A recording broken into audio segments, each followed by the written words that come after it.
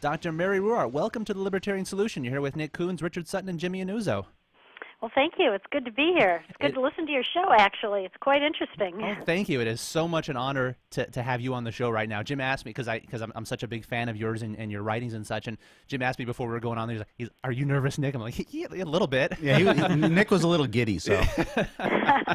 So thank you so much for joining us. And we were talking about charity and government involvement in charity. I don't want to specifically say government charity because that sounds like an oxymoron, but government involvement in charity. And now I know in your book, Healing Our World, you've talked quite a bit about government involvement in charity, what puts people in poverty to begin with, and why government involvement has actually made the problem worse. Can you expand on that a little bit for us?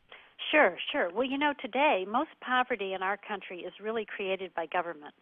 And I know that's kind of hard for people to believe, but, you know, when you think about it, when regulators make it very difficult for people to get a job because they need a license or the small business needs to institute certain regulatory compliance issues, people are thrown out of work, and that's really what causes poverty. The average regulator destroys about 150 private sector jobs every year. So that's pretty bad. So one of the reasons we have so much poverty in this country is we're destroying jobs. And then when we try to help them, we do it in a way that isn't a very good way. You know, I used to rent to welfare recipients, and I watched what happened. You know, they would work the system, not because they're bad people, but because it was offered to them. And when they tried to get out, when they would start, they would, have a child, for example, in high school. And, of course, a high school girl doesn't realize what life's about. And she would have a child, and that welfare check looked very enticing. So these women would come to me and say, I'm going to have a baby in a few months, and then I'll get this welfare check, and I can have an apartment. Would you rent an apartment to me? And then when they actually had the child, of course, they found out that there was much more to it than they thought. And so they had a second child to get a bigger stipend, and then a third child to get a bigger stipend, and then, of course, that was it. There was no more increases in Michigan, where I was living. And then they said, wow, I'm going to be in poverty all my life because a welfare check isn't enough to buy anything, really. And so they'd go out and try to get a job. But since they had the first child very early, they usually could only get a minimum wage or a starter job, which would have been fine if they had been in high school, but it wasn't so good when you had daycare for 3 children. So they quickly decided that wasn't a good deal, and they'd go back on welfare. If they could just stick it out for a couple years because a relative would help them, like babysitting the children or something, well, they'd get raises and everything, they'd get in the system, and they'd end up fine. But most of them were just too discouraged to try. So our system actually creates even more poverty. Mary, where is there more opportunity? In a society that is controlled by like a centrally planned government, or in a society where cooperation or voluntary type contracts take place? Well, the more freedom you have, the better off you are. You can actually see that the more government spends, the less we have, and the poorer we get.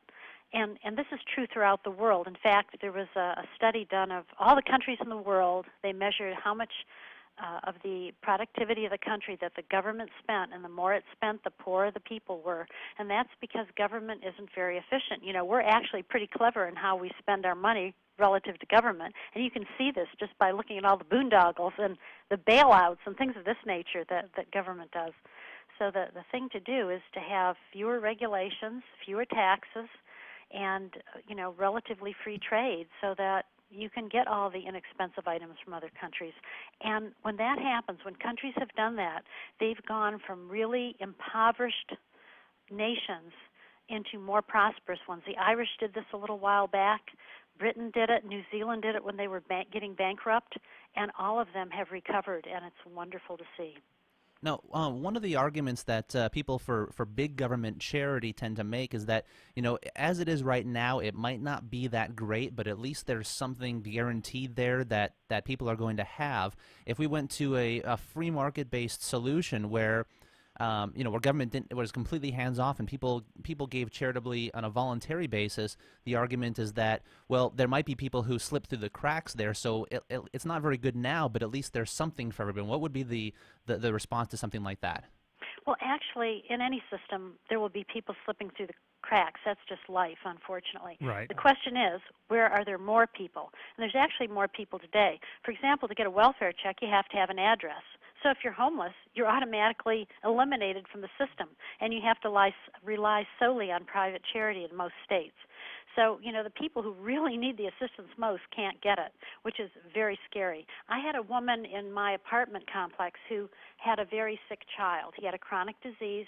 She found out that there would be a hospital in Tennessee that would give him free treatment, and she wanted to go, but she couldn't get, she went to the welfare office, and she found out that she could not get a couple weeks of rent that she wasn't, because she'd have to be away from her job.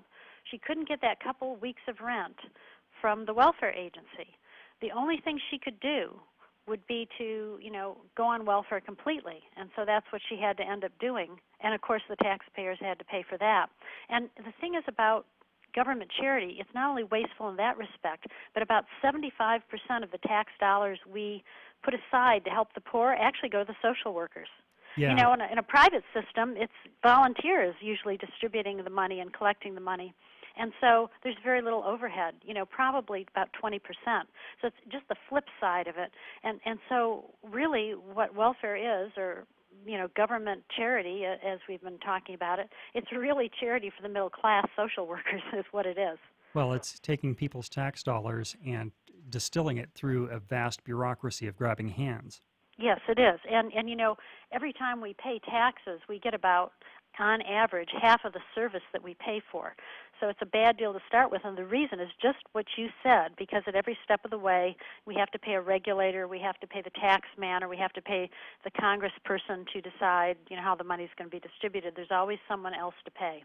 Whereas when we give to someone as an individual or even to a charitable organization, we basically write that check and give it to them, and that's it. There's no middleman. Well, and I actually know something about nonprofit charitable organizations enough to say that if your charitable organization has more than 15% overhead, fire them.